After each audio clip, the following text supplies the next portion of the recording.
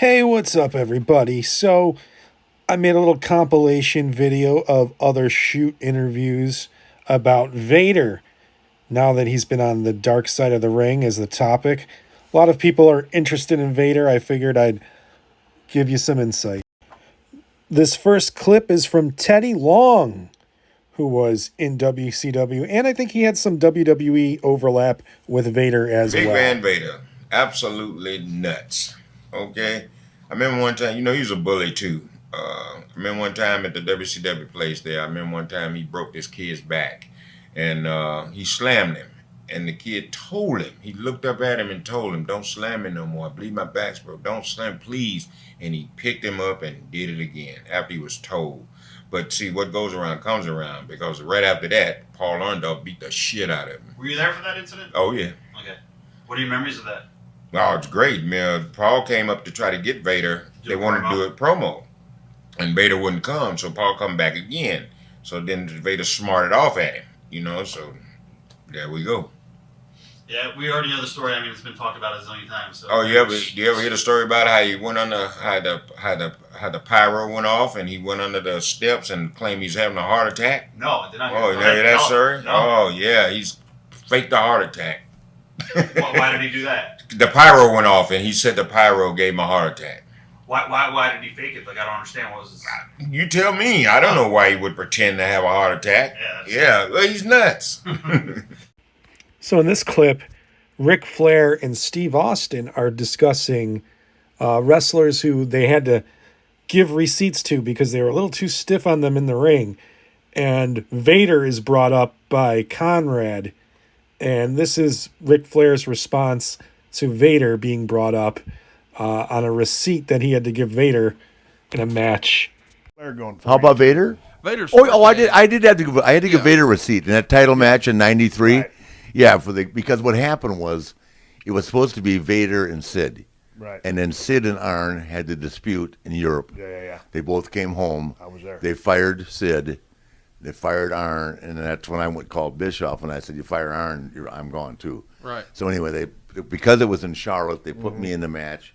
He didn't want to do the favor, Right. and he didn't want to do it. So yeah, I did have it all with. But Hey, was that that long ass match y'all had on pay per view? yes, That's a pretty good match. the match came out great. Yeah. Harley was out there, but he was pounding me, and Harley looked at me and said, "What?" Yeah, I remember you telling me this. Yeah, Harley said, "Jesus Christ, what are you doing?" I said, He was on the floor I'm just telling trying you to- this. I'm just trying to get along. He said, "Rick, beat this shit." So I started firing back. I watched it. I watched it the other day. I told Yeah. Michael and said, "Hell, that match is better than I thought it was." It was. It was a good match. And but I started lighting him up. Remember the next day he had the black eyes and all But that. the crowd was hot for you. Yeah, he was God, beating the thing to the ears. He wouldn't hit me here. It's that thing to Right. the ears, Well, it was those Yeah. almost like gag. Yeah. in the No, corner. Harley said, "What are you doing?" I said, "I'm just trying to get along." He said, "You're really pissing me off." I go, "Okay, man." And next day he had black eyes and everything. Yeah. Yeah, but I think I'd already seen at that point. I think he'd already been dropped to the floor by Orndorff. So I figured he couldn't hurt me too bad. At the very least, snake in a flip flop. yeah. But I'll tell you something else about Leon. I took that thing off a top rope Yeah. from him 100 He's times. It never general. hurt anybody. Yeah. Yeah, the funniest thing I got to tell you, you'll have to remember this, Steve, is when Kevin But Sullivan. before you go, but I got to give props to Leon because I love the guy and he's one of the greatest big men in the history of the sport. Yeah. So I don't want to come off like we was running him No, down. no, Because I love Leon. No, I introduced Leon at the Hall of Fame this year. Yeah. Because I said thanks so much. I mean, because he was a big star in Japan. Yeah. No, we're just talking about Yeah. thinking it's nothing against Leon. This is history. No. Just I just want to make sure. Yeah, it comes no, across Leon. like I that. just said Leon never ever hurt me one time. I mean. So the fight between Paul Orndorff and Vader has been discussed in this shoot compilation, but I wanted to share this photo and show you that before each of them passed on, Vader and Paul Orndorff both buried the hatchet and became friends. That being said, here is an older shoot interview before this reconciliation with Paul Orndorff on his side of what happened. I was doing something, and I think Dave Pinzer went and asked Vader to do some interviews, and he said no. And then somebody else went and asked him, and he said no. And finally somebody said, Kevin Sullivan said, "Paul, would you go ask Tim? Maybe he'll listen to you please ask him to see if he'll come and do the interview, because it's like 6 o'clock. The people are film people, a union, so they go on a break lunch or whatever. So we started about 7 something, so we only had about 15 minutes, and it was a very important interview. And I just, like I'm talking here to you, I said, Leon, do you mind doing this interview? And he said some nasty words, and it was kind of like this. What's your deal? And I ain't gonna let nobody talk to me that way. And he talked really, and I don't know why. That's the sad thing. I don't know why. And one thing led to another. It got hotter and hotter and hotter. And then he sucker punched me. Because, I was with the office. And if I would have ever thrown the first punch, I'd been fired. Right. And that quick. And I got up, and if the right one don't get you, the left one will. And I defended myself, and I don't know if you ever seen somebody knocked out on their feet. Have you ever seen them stumble around and finally go down? That's how he went. And I kicked him in the face about 5-6 times.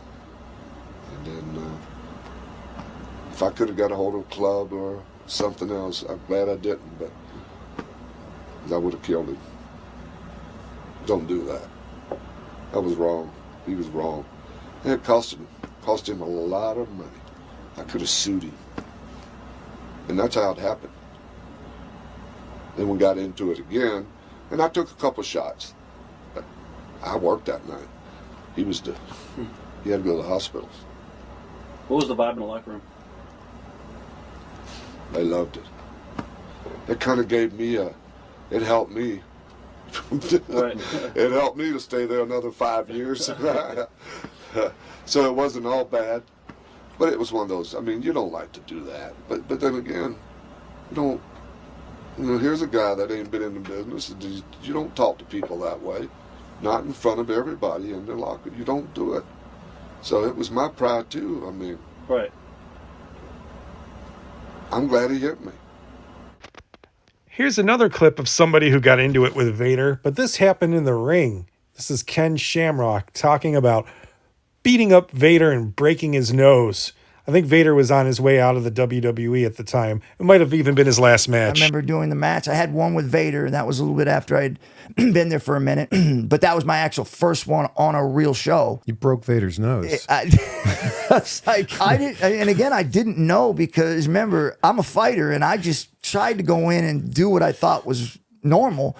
And so normally I'm used to just sparring, right? And you spar, but you don't hurt guys. And that's kind of what I did with Vader. We just kind of went in and sparred with him, didn't want to hurt him.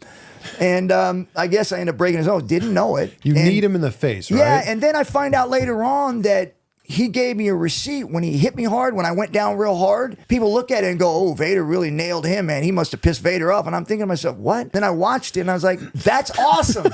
That's awesome. It means I can do this. And finally, Bret Hart answering a question on his heel turn. And Vader had something to do with that. I remember he called me, he goes, give me 5 minutes and I'll talk you into it.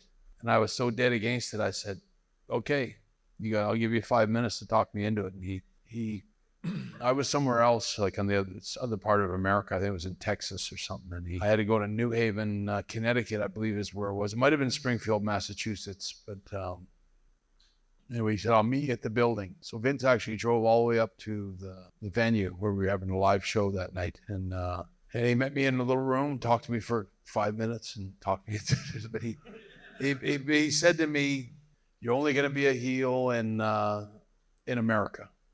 He goes, I want you to stay, you're going to be a babyface in Canada, you'll be a babyface everywhere else, especially in Europe, which is one of my biggest concerns. I said I got that time, I think, and I don't know if anyone ever topped me, but I was probably the biggest star they ever had over here.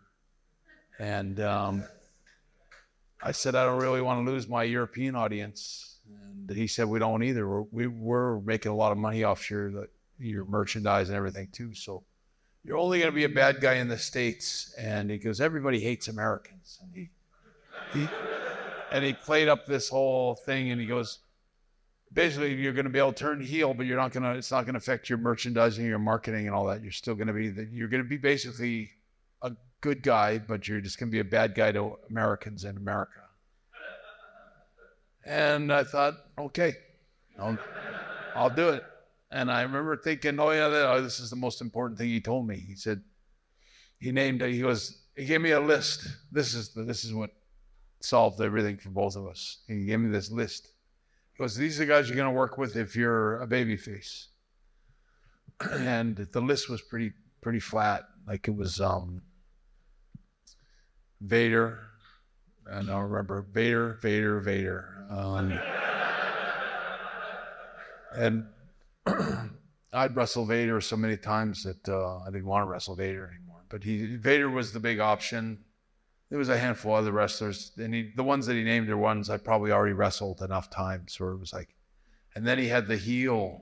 If I turned heel, here's all the guys you get to work with. And it was Undertaker, Shawn, Steve Austin. Like, it was such a better list. And I was like, that was really the deciding factor of that and the merchandising aspect. I remember it was like, as soon as I saw the list for the as a babyface and seeing Vader at number 1 on the list was like, I'm in. Wrestling Vader, I always like to say, was like kind of like wrestling a cement truck filled with barf. It was really, Vader, Leon. As much as I liked Leon, he never washed his gear much, and I learned that on the road, wrestlers can't wash their stuff, especially for a long series. And I always learned you take your gear out after your matches when you get to the hotel room and you hang it all over the lights on the lamps and stuff. And the heat from the lamps will dry it all out. And at least your stuff's dry the next day.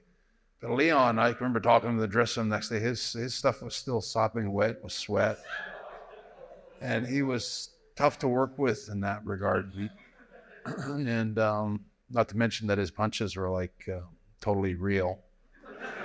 And so, I mean, I saw that Vader as like my primary guy as a baby face, and I was happy to turn heel.